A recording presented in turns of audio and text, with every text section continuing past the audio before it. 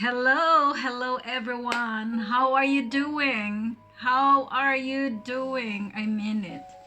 I hope all is well. What I mean is that regardless of what you are going through, facing right now, you're still smiling, you have the peace and you have the courage to continue, enjoying life. Life is beautiful no matter what. Life brings us different colors.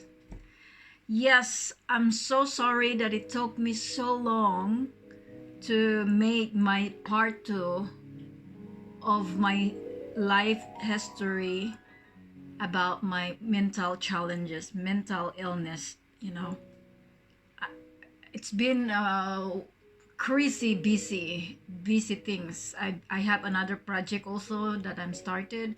I'm making my website. I'm making all the contents, and it took me hours and hours because this is everything is new to me.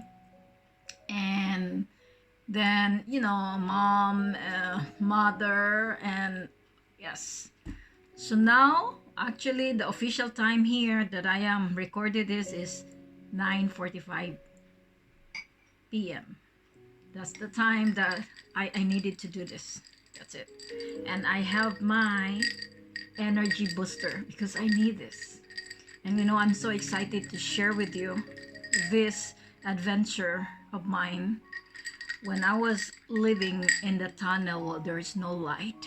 This is what I'm going to share with you tonight. Hang on with me. I will try to keep it short, but if not, it's worth, really, it's worth viewing it, even if it takes more than 10 minutes, right? Let me sip it. Oh, it feels refreshing. And I know, don't worry, there's nothing in there. It's just pure natural booster and giving me focus. So, as you remembered my part one, at the end of my story, I told you there that I finally went to my doctor and give my card and ask her, please help me. I want my life back. But before I will go to that, let me say to you, I want to give a shout out to my doctor. This doctor of mine, it's kind of a blessing to me. God providing me such a wonderful doctor who's not only doing her job well, but she's doing it with love and compassion. And that's for the very reason she's my doctor for 12 years now, until now. And I know she's strict, but I know she cares for me a lot, as well as my physical therapist and motorist therapist. These people are nailing how they are helping me, with my physical and everything. And I become friends with these people. So I just want to thank these guys. Yes, I will start like this.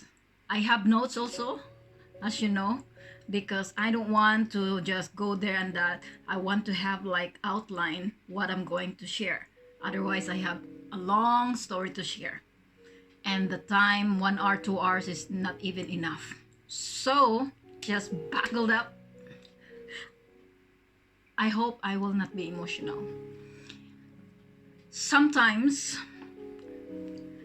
action took place when you are at the very edge of your life, like there's no way, you hit the wall and there's nothing. So that's the action there. We take action when when we seems there's no way. People normally choose to learn the hard way when there is an easy way. And that's exactly what I describe in my situation. I should have listened to my doctor the first time she told me I should have taken preventative steps than curative measures. I should have avoided the agony and pains for years if I was brave enough to face it right away. But no matter how many times I should do this and that, no matter how many times I regret, done, things has been, done already, damage has been done in my life, in my family's life. So there's nothing I could do for that. But these things that what left in me is to accept and to learn and to bring those essential things that will help me building up again myself and move on. And this is where I'm going to start. As you know, I mentioned it in my first video that my life has at that time has so much fear, shame, hopelessness, self-pity, resentment, bitterness, frustrations. What else? Anger. It has grip inside of me. And because of these things that is, invading inside of me, I started to withdraw, or slowly withdrawing, isolating myself from my friends that home close to me. You know why? Because I'm afraid if they will get to know what I am going through at that time, maybe they will leave me, and I cannot afford. I mean, I was not ready to face then. So I isolate, I cut social gatherings, social connections. I even cut communications. I intentionally do that. And if somehow they would ask me, how are you? I would say, I'm fine, I'm okay. But deep inside, I'm dying. So that's how I started, And let me share with you before I will bring you to the picture. Let me share with you this real experience of mine that it helps me to have my turning point in my life. I was invited to a friend who's celebrating her 40th birthday. Not just a guest only, but part of her program, to share a message, like a short encouragement, inspirational message, and to pray and to sing, like that. And I said yes, because that's me. Whenever there is a opportunity, I will grab it, because that's my joy, to share whatever I have in my heart. I've been doing that ever since.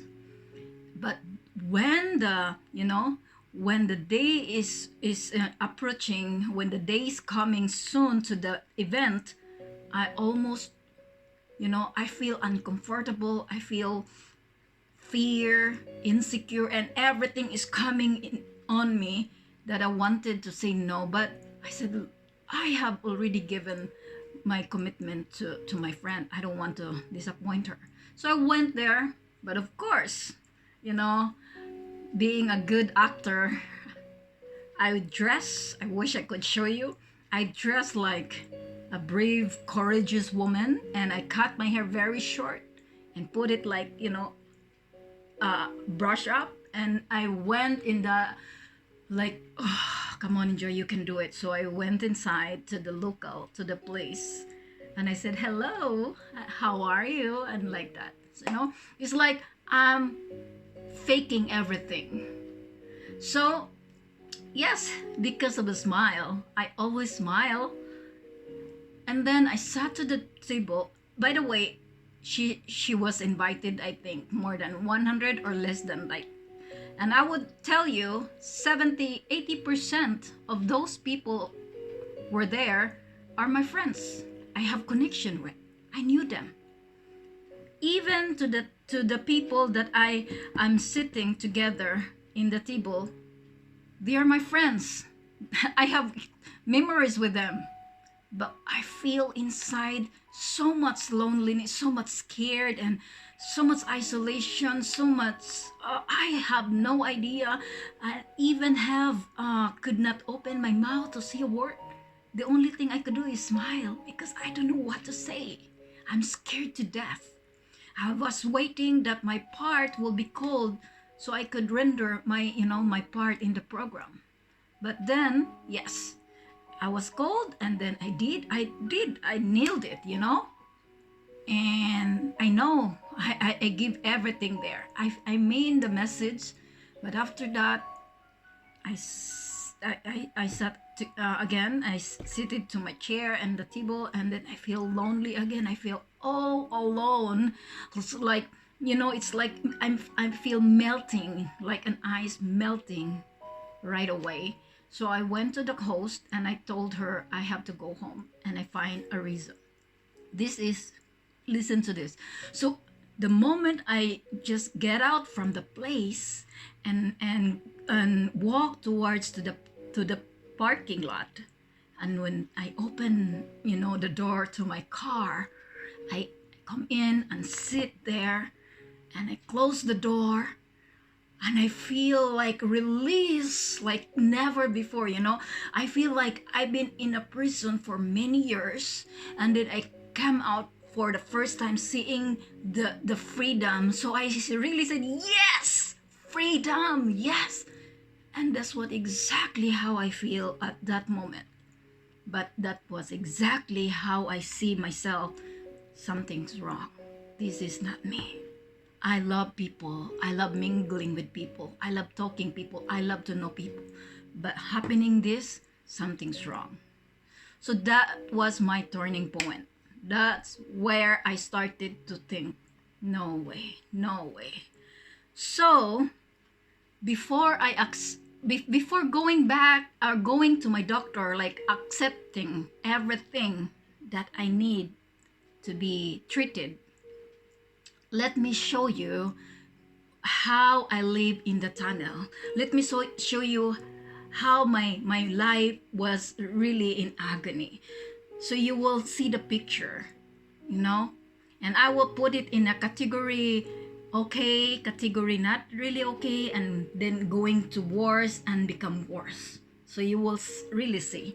Oh, I can see the time now, but please hang on with me.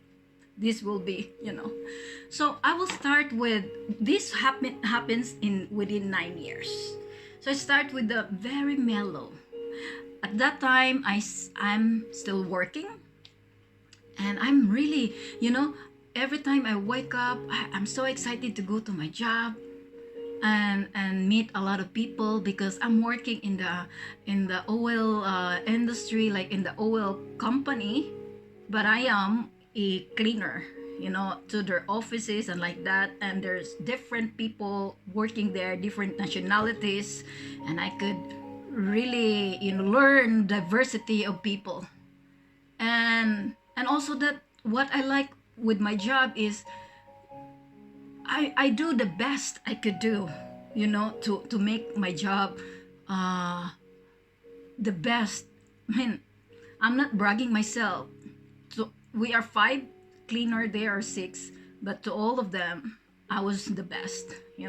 Why? Because I give every best of my work, not because to impress myself, because I want to give glory. I want to do the best to give the glory of my God. Everything I do, that's my motto. I want God to give the glory. Whatever I do, whether I eat or drink or I sit, I want Him to know that I'm giving glory. So that's what my motto, and that's what my inspiration. So everything there, it's like coming from my heart, and therefore a lot of people loves me in my area, engineers, people there, because they really feel cared for. And not only like I giving all my smiles and like that, hello, hi. So Anyway, I enjoyed my job, but then a certain time I started to question myself. What am I doing?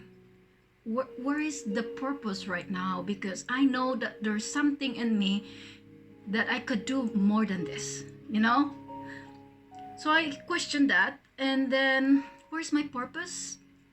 And then I started to strive my life, to show up, but I tried to just ignore it and carry on day by day.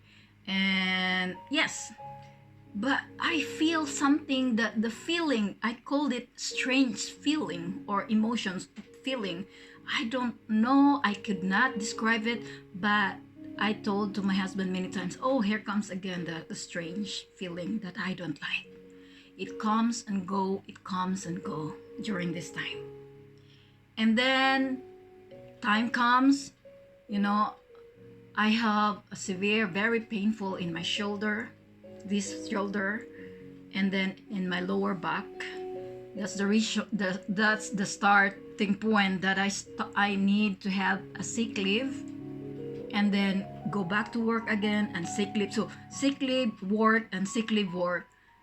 And then I need, yes, the agreement is I have to limit how I can do with my job. And that's my frustration, because I cannot do the things that I used to do because of my pain here, and I'm not satisfied with the result of my job. So there's no, the excitement is fading, enthusiasm is fading, the appetite in life was fading, was fading.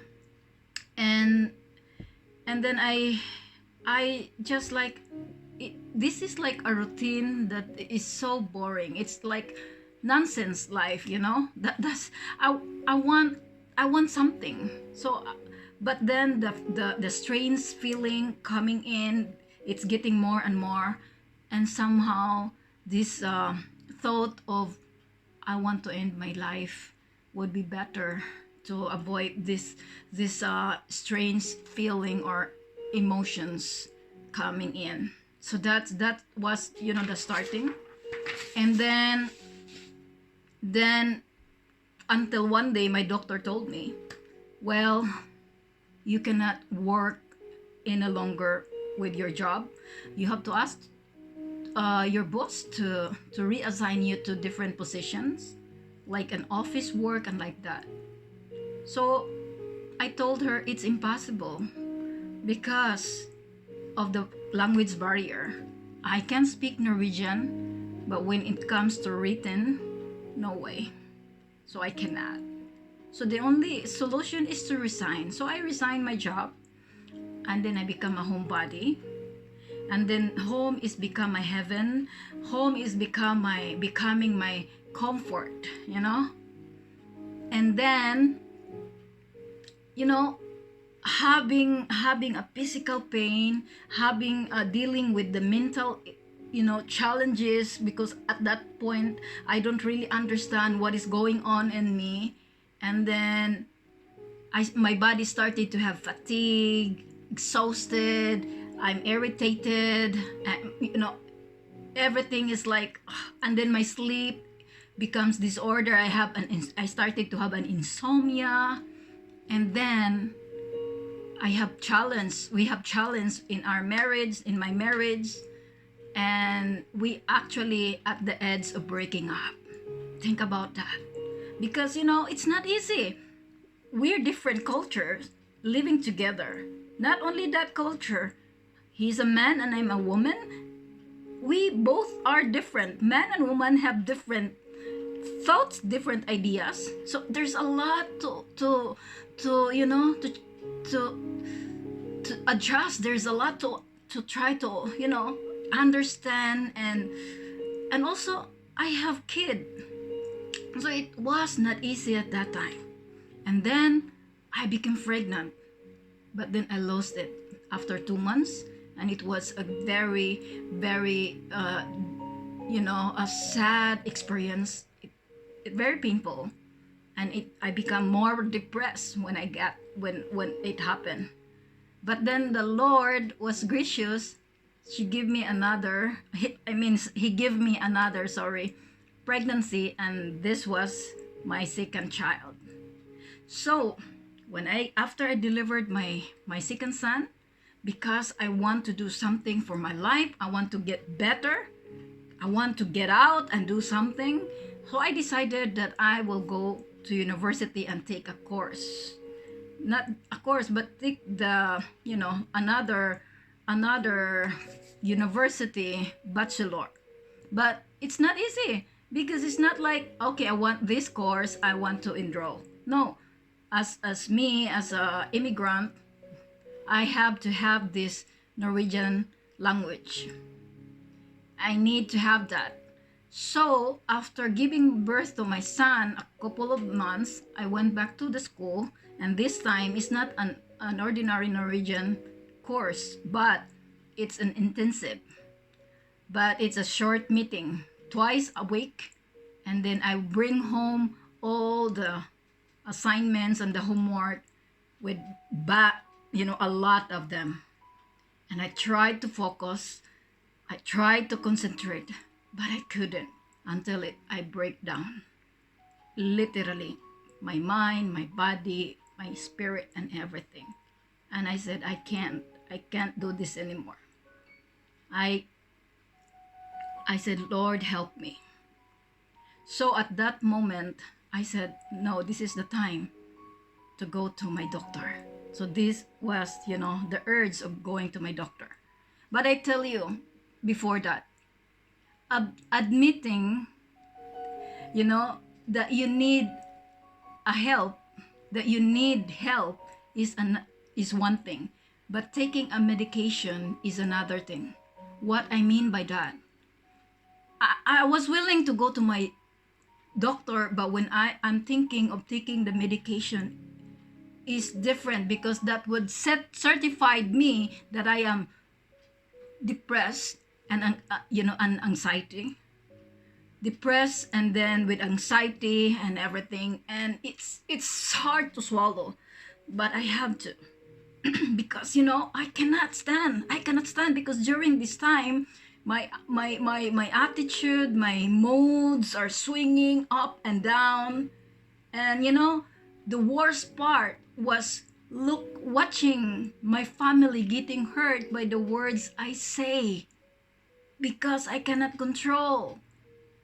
And of course I would say sorry. It's the always way of saying sorry, but the damage has been done. I'm hurting them, and it's hurting me, and I see myself failure. Although I have faith in the Lord that He will never leave me nor forsake me, but then I said to myself, I think the easiest way to do this is to end my life, because the pain is too deep, too deep. Like I don't know how exactly, but I feel every every being in me is painful deep inside. So that's why I said to my husband, I cannot go on with this anymore. Taking care of our kids, yourself, because I cannot. I want to go home, I want to end this. But not knowing the death wish that I said to myself was actually leading me into, opening up my senses that, hey, you have to live for yourself, for your family, and for your dreams. And that was leading me to go to the doctor. And for the first time in 6 years, I went to my doctor. Give me a sip. I went to my doctor. But I thought, that's it. I went to my doctor. I have now the medication. But what happened? I took the medication, and then the side effect is getting worse and worse. My moods are, I cannot explain, but it's making me crazy and killing me softly. So I told my doctor, I cannot continue with this medication. Then she changed the medication. Then I have another, and it's not working. And then the worse, it becomes worse. And have you heard of the expression that the living dead? That's me. I am the living dead. I mean, I live a life without life, lifeless, zombies. How, why I say that? Because even just to think, because I'm a visionary, I'm an ambitious person, even just to think the things that I am passionate about, I could not see it any longer because there's a wall, gray wall. There's a wall everywhere I see it. There's a wall. And even just to think about doing things, I cannot because my body is weak. I have no energy. And I told my doctor, what is happening to me? Am I really crazy or am I really losing my mind here? Because I cannot see the future. I feel dead, really dead.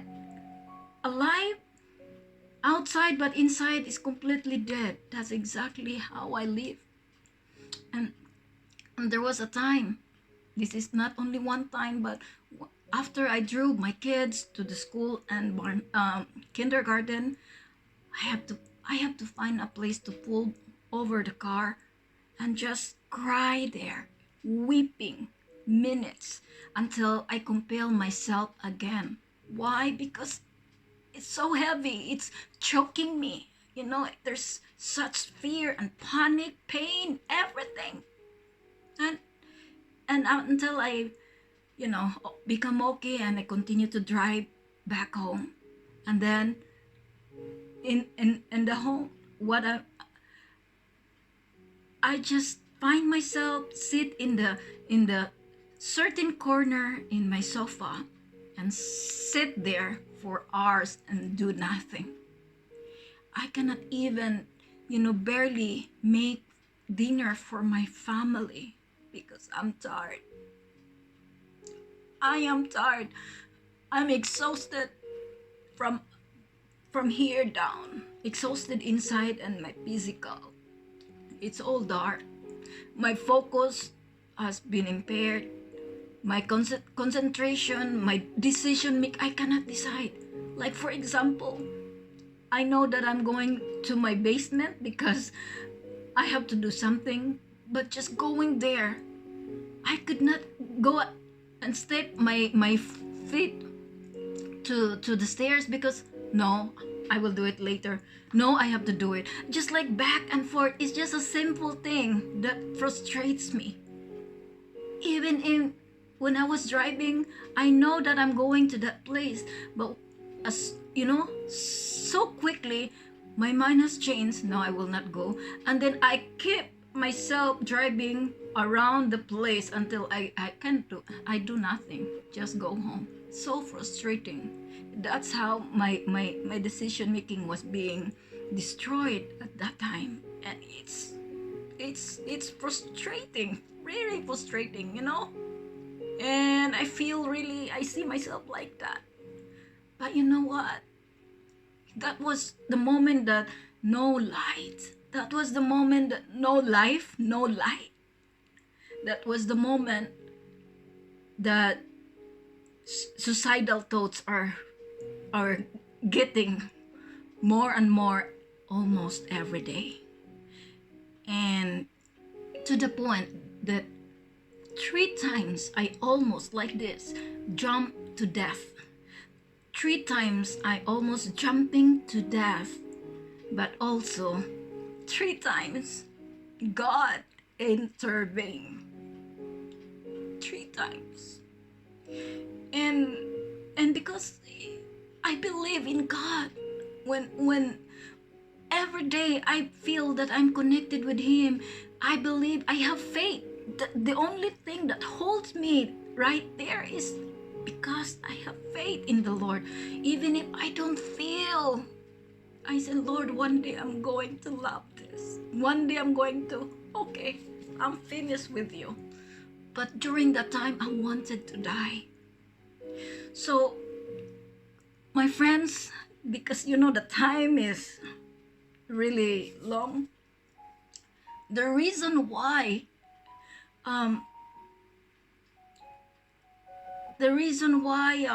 I'm sharing this with you, because based on my experience, there's a lot of people just so quick to judge. There's a lot of people just didn't really give any attention. Just okay, never mind, you will get over this. My friends, I tell you, when your friends is asking you, do you have an ear to hear so I could share with you what is going on with me? Please just listen. Don't advise, don't judge. Just give your acceptance and love. Because when that moment in my life, I don't need any sermons or anything. I just need someone to hug me, to love me, and to accept me, and telling me it's all right. I am here. I am just here.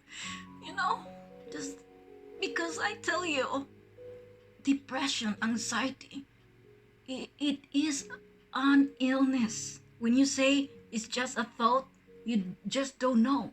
It is. I'm there. I'm still coping up right now. But I have life. But I tell you, it is better to have, cancer. You can see, cancer patient, you can see that person has a cancer, because when they started to have a chemotherapy, they're starting losing their hair, right? But to the depression and anxiety, it's killing inside, years after years, just like me. It is really, suffering. It's agony. It's painful. It destroys relationship. It destroys life. It destroys dreams. It destroys the future. And that's the difference. So, yes, I told you that the very reason why I share this. So maybe one of you, maybe your friends, maybe your colleagues, maybe your neighbors, maybe your relatives, maybe one in your family has this. Then you will know how to deal with those people. Remember, acceptance and love, and prayer. Because those times, I don't know what to pray. I know people are praying for me those times. I don't know. But I know for sure God is on my side. So, I think I have to stop here. It's 33 minutes now. And I'm planning really less than that. But this is worth it. I'm sharing this because I hope that this will inspire and encourage you that to have a depression, to have an anxiety or whatever, is nothing to be ashamed of. It's nothing to be afraid of. Nothing. It's just in here. But I tell you, just go and find someone to help you. Ask God's guidance. Go to your doctor and tell what exactly how you feel as soon as possible. Do not wait till years. Do not keep it. As early as you have the symptoms, please do favor for yourself, for your family, for your dreams. Because you worth it. You are worth it. You are better than what you think you are. You can do many things. Don't allow this depression to ruin you. And my next video, I will share with you what my life right now, my life. Because I just recently, just last year only, that my therapist just released me. So after that, what is my life? How my life is going on? So for now, thank you and God bless you. Oh, sorry for the long. Bye-bye. I love you all.